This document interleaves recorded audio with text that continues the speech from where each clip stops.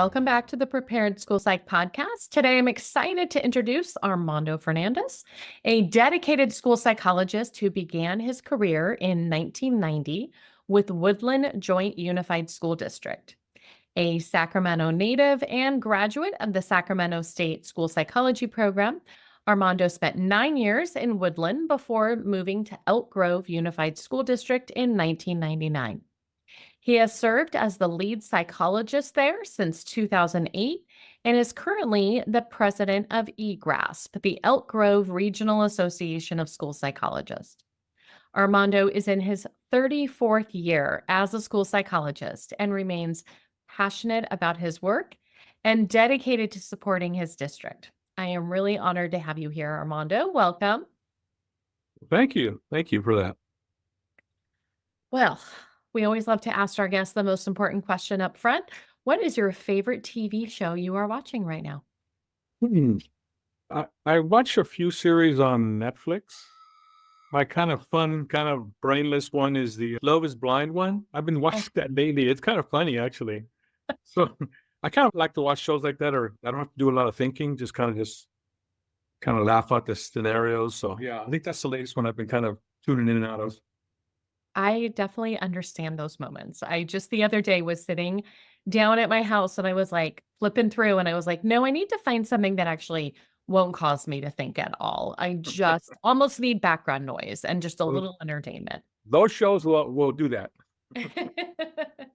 Exactly.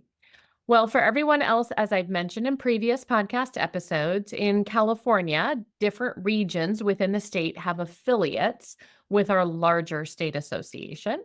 So, Armando, your current role is president of eGrasp. How would you describe the association's impact on school psychology in the Elk Grove area? Well, I mean, it really helps with professional development, of course. I mean, the nexus for that program actually began several years ago. I'm the lead psychologist in Elk Grove Unified. We have about 78 psychologists. Mhm. And in our district, all the psychs get a stipend for having an NCSP, LEP, MHT. So obviously you have to do your continuing education credits units for those certificates. So I saw a need kind of laid out in front of me because as a lead psychologist, I kind of coordinate all staff development and trainings every year. Mhm. So I felt there was a good way to kind of start up a affiliate in the area Mhm. that could get kind of low cost CEUs for our school sites in our district and also in the greater Elk Grove area. So it's been actually pretty good. I mean, we get psychologists from not only Elk Grove, but from like Sac Cities, folks from Cordova, San Juan Unified, Lodi Unified. So yeah, I think it's been good. That's excellent. Excellent. And for those listening, LEP in the state of California, that stands for Licensed Educational Psychologist. Not every state has a similar type of license, but here in the state of California, after working for a couple of years, you can go ahead and get your license and work private practice as well. So I Mhm. know as an LEP in California, I am always looking for those wonderful opportunities to get my CEUs. And you said low cost, and that is one of the things that can be really helpful as well. Absolutely. Well, how has being involved in your affiliate shaped your career as a school psychologist? Well, I mean, obviously, it's in my mind, it's kind of broadened it outside of my district. So I get to interact with psychologists from the surrounding areas. And actually, it's been a way that Elk Grove Unified has been able to actually sometimes have psychologists from surrounding districts kind of interested in our district because they see the things that we kind of put on within our Mhm. affiliate. And they kind of see, the good trainings that we put on. So sometimes we've had psychologists kind of apply where we've had openings. Oh, interesting. So it's kind of broadened my vision outside the district. So it's been all but positive. Wonderful. Well, we all know being a school psychologist is time consuming, and being a lead school psychologist with 70 plus psychologists that you are overseeing is obviously all very time consuming. How do you make time to volunteer for your affiliate? Hmm. Well, I mean, part of I've been the president since we kind of opened it. We do elections every couple of years, but we've been hard pressed to get psychologists from the outside the district to participate because it's a little difficult to get away from meetings and board meetings and planning sessions and all that. So That was actually one of the pluses of opening our own affiliate, is that we started with a kind of select pool of internal psychologists that we can pick or that Mhm. would participate. So it's been kind of good that way. But yeah, so it's been a very valuable experience. It's brought my excitement every year in trying to figure out, okay, what kind of trainings can we bring in? What areas are people interested in? And so keeping ahead of the trends. So it's kept us up to speed on what's going on in the field currently. That's nice. Well, why is being part of your affiliate important to you? You mentioned that you have been the president since you guys started. So, why is it important for you to continue to support this affiliate? What would you say to someone who's considering joining their local affiliate? Well, again, I mean, if you have any type of advanced credential like LEP or NCSP, you have to get CEUs to maintain those credentials. Hmm. So it's certainly not only beneficial for yourself, but for your career, for your profession. It lets you interact with other school psychologists. If you come from a smaller district, it kind of broadens your ability to connect with other psychs in other districts and see what they're doing. So it's definitely a plus all around. It's beneficial for you. It's beneficial for the profession. So definitely a viable and very valuable thing to be involved with. As a matter of fact, we Hmm. have a local affiliate mixer that we got planned. It's in central Sacramento in a Peruvian restaurant, believe it or not. So we got some prizes and our theme is wellness. So we're going to have a raffle. We're going to pay for the folks' food and drink. And it's another way to kind of meet psychologists kind of outside the workspace and network. And so there's a number of things that you can be involved with when you participate in an affiliate. Well, you've mentioned a lot about the workshops, and you mentioned it can, be important to stay up on the trends and the different patterns and things like that. How does your affiliate determine which workshop topics your members are interested in? We do a survey at the spring of every year, kind of an interest survey to see what people are interested in. And then we kind of do common things kind of almost every year. Like we generally do a reading, a workshop on reading, because that's always a big one. You know, a school psychologist, a huge part of your referrals are around reading. So there's certain things that we do just about every year. So reading is just about every year. I think we space our legal kind of workshops every other year. And then this year we added AI because that's something new that people have been talking about. So we added an AI workshop this year. So yeah, but what we're looking at is through an interest survey that we do every year and see what people are interested in. And that's kind of how we like to target what we get. And are there any trainings in 2025 that you want to highlight? Actually, yeah, our next big one is going to be our last in-person one. It's going to be January 31st, and it's going to be on manifestation determinations. So that's kind of a topic that not everybody does necessarily all the time. Certainly secondary sites do a lot more, Yeah. but every once in a while you can get one in elementary school. But it's something that it's kind of it can be tricky, and it's Mhm. also tricky because you don't always do it here like constantly. So we're bringing in a workshop on January 31st. Dr. Beeman is going to do it along with Michael Giamona who's involved with CASP. So yeah, they're going to do a 6-hour in-person workshop on January 31st. That's incredible. So are most of your workshops in person? No, we split about half and half. I Okay. think so. About half are in person, half are over Zoom. The Zoom ones, to tell you the truth, are a lot more convenient. I mean, that's maybe the one thing that we learned from the pandemic, right? Everybody got on Zoom. So we definitely took the positives of Zoom because you can always record those for folks that can't make it, and you can be anywhere to participate in those. So we like to mix them up. So we do about half and half, half Zoom and half in-person workshops. Well, and we'll make sure to include in the show notes the link to the affiliate website. So if anyone Yes. who's listening, if you happen to live in the area and you want to go by to an in-person one, that they have that information. But if they're not nearby, that maybe there's an upcoming virtual training that might be of interest to them. So we'll make Yeah, I sure to think include that. we have two virtuals coming up. One is going to be on Cars 2.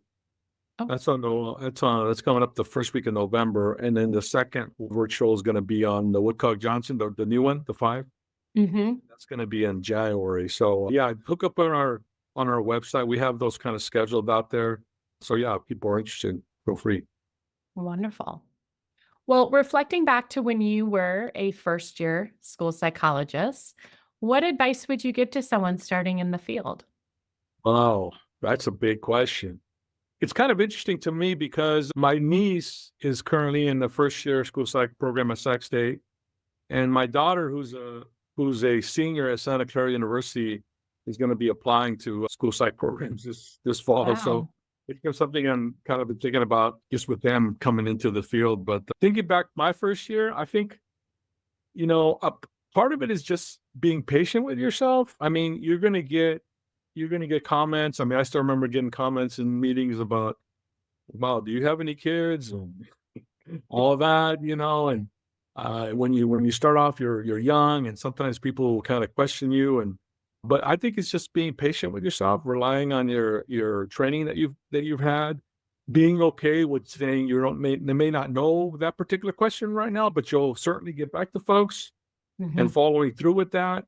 Certainly networking with other folks. I think I started out my career in a smaller district. There was only 5 psychologists, and I was, Oh, excuse me, the 5th one hired, and the 4th one had been hired like 10 years before me. So it was a very small district, and I got some really good mentoring from some of the veteran psychologists and the program specialists. So I think when you start out really kind of hooking up with some of the veterans in your district, and that's what we try to do when we hire psychologists in our district. We hook them up with a mentor so they could, just have somebody to connect with and get them up to speed with the district processes. But I think, yeah, starting out, just have patience, give yourself grace. You're starting out, ask a lot of questions. Don't be afraid of asking questions. And looking back, I don't think I felt completely comfortable maybe till not maybe year 6-ish, 7-ish is when you kind of start getting a little bit more kind of feeling confident, more confident about yourself and your skills. But it just takes time. You just have to have patience and know that your skills will grow, and every year you're going to get better. So, yeah. I know as you were saying that, it reminded me my first year as a school psychologist. I started in the field in 1999 when you started in Elk Grove. And I remember someone questioning if I was old enough to do the job. And, at that time, I was a little offended. Looking back now, I was like, I don't know if I was old enough to do the job. I was very young. I was very, very young. But I remember it was actually someone I worked with. It wasn't even a parent who called me out on that. I Wow. had some staff members who were questioning, you have a credential, right? And I Yeah. remember someone coming up to me at the winter break and they said, we were really questioning your skills. You look very young, but you actually seem to know what you're doing. And I was like, thank you so much. Yeah, yeah. No, it's funny because those comments kind of feed your own insecurities because sometimes you're thinking, do I know enough? And so you have to just fight through that and just know that you will get better as time goes on. And again, don't be afraid to ask questions. So I think that's the bottom line. You can't keep everything to yourself. You can't keep everything in yourself. And sometimes, I know when I started out, even getting some mental health support if you need that for yourself, because some of these beings when you start out they're pretty stressful. Mhm. Dealing with some any feelings of anxiety or anguish, or sometimes you're going to have to not be afraid to reach out and get support if you need it. But yeah, I think a lot of times it's just relying on the veterans around. So yeah, if you're part of a small district, that'd be a good way to gain outside support is join an affiliate that has a lot of other members and veterans, and most veterans I think are kind of open to questions, because they realize that it's everybody started in the same place. So Yeah. yeah. Well, as a follow up, if a person wanted to maybe try out some leadership skills in their affiliate or maybe their state association, what advice would you give to someone who's interested? Well, when our affiliate sends out, elections and positions, don't feel bad about throwing your hat in the ring. The only way you learn is just to put yourself out there. I know that I was thinking about this the other day. When I first became lead, it's kind of a lonely field at times because you don't really have, when you leave the site, you don't kind of have an immediate kind of sort of close network of folks right around you. So you're kind of looking at the group. And what I have found is that folks that have some leadership skills, they step forward. Mhm. They automatically kind of identify themselves. And if you want to do some leadership, have some leadership experience, it's just a matter of stepping forward. I know with the folks that I've identified over the years, they'd be people that are volunteered to do things. Mhm. And they get involved in the broader affiliate, the broader district responsibilities. And, that's kind of how you start. You just start volunteering. Mhm. Just gotta raise your hand. You never know where it's gonna lead you. That's exactly right. That's exactly right. I never thought that. I mean, starting out, when I was first out in Rock Grove, I didn't come in thinking I was going to be lead psychologist for the district. It was a matter of other folks kind of tapping me, and I remember the conversation with the previous lead psychologist, and I just called him just to ask him about the new high school that was opening up, and I was going to be living in the area, and I think I was going to ask him, my kids may end up there. What do you think that might be like? And Mhm. that's why I called him. And then the conversation led to, have you thought about maybe stepping in the ring and being the lead psychologist? Because he was thinking about moving out. And that's the first time I never even thought about that, but I think there was something that he saw in me that maybe kind of led him to ask that question. So sometimes you may not be aware, but somebody may tap your shoulder and say, "Hey, would you be interested in doing this?" And it may not be something you're thinking about doing. And, don't be afraid to say, "Yeah, why not?" I will agree. That's how I became the state association president. Yeah, someone asked, and it wasn't, on my radar or anything like Yeah. that. And, a lot of times our first thoughts are, no, that's not Yeah. what I want to be Yeah. doing. And then I don't know about you, but like my brain just starts thinking about it at 3 o'clock in the morning. What if Yeah. it's a possibility? What might be, what might this lead to? So, Yeah. Could it I mean, when people do that, it's because they see that in you. That's why they ask. They see that, so that should give you confidence. If somebody asks you something about, some sort of leadership position, it's because they see those skills in you.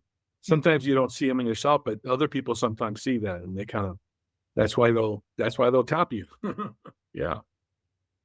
well, is there anything else that you'd like to share or promote about the affiliate? No, other than, like I said, we're gonna be doing, elections this coming spring, so, if you're in the area, we send it out to all the current and former affiliate members. We send it out to everybody, and then, we just see who's interested, and when people sign up, there's always a questionnaire about if you're interested in volunteering, so keep your eye out for that. Keep your eye out for our mixture we're gonna have in the next few weeks here. Just go to our website. Just costs $10 to go, and you don't have to be a member, by the way. Anybody can go. So yeah, keep an eye out for that. So yeah, all that information is on our Facebook website and our website, our standalone website. Perfect. I will make sure to link both of those to the show notes. Well, to finish things up, this podcast is called The Prepared School Psychologist. When you think of the term prepared, what do you think your affiliate does to help psychologists feel more prepared in their roles? Yeah. Well, for us, I just think of just the trainings that we put on in areas that maybe you might need some more, training on, information on.